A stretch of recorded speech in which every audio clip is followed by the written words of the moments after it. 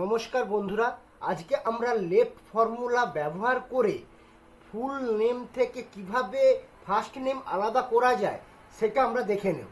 চলুন। তো প্রথমে আমি সেল সিলেক্ট করে নিয়ে ইকুয়াল টু দিলাম, তারপর find bracket open double quotation space double quotation comma, আমি নেম সেল সিলেক্ট করে নিয়ে ব্র্যাকেট ক্লোজ করলাম। এটার মানে প্রথম কোথায় পেস আছে সেটা দেখবে।